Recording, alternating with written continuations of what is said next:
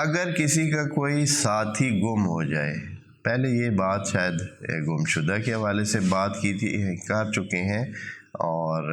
اسی حوالے سے دوبارہ بھی یہ لکھا ہوا ہے کہ اگر آپ پہلے تھا کہ اس کے نام کے سامنے آپ ساتھ لکھ کر رکھ دیں، تو دوسرا طریقہ یہ ہے کہ اپنے گم شدہ ساتھی کو، ہاں جی، فرض کریں آپ اکٹھے کہیں گئے ہیں اور وہاں دوست جو ہے وہ ادھر ادھر ہو گیا ہے، مل ہی نہیں رہا ہے، کہیں آپ پروگرام میں گئے ہیں، کسی تقریب میں گئے ہیں،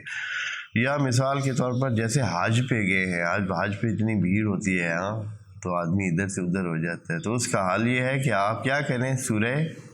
الضحیٰ کی تلاوت کریں، اور انشاءاللہ باذن اللہ جلدی وہ آپ کا ساتھی آپ کے ہاتھ ہو جائے گا اور آپ کو مل جائے گا۔ سورہ ضحیٰ کے یہ فوائد آپ حاصل کر سکتے ہیں تلاوت کرنے سے،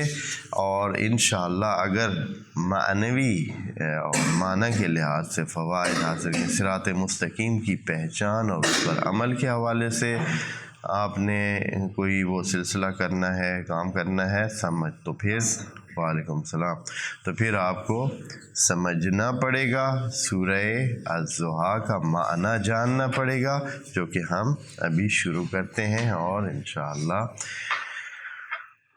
دوست اس سورت کے معانی کو سمجھیں اور دھیان سے چلیں، صراط مستقیم کی رہنمائی حاصل کریں۔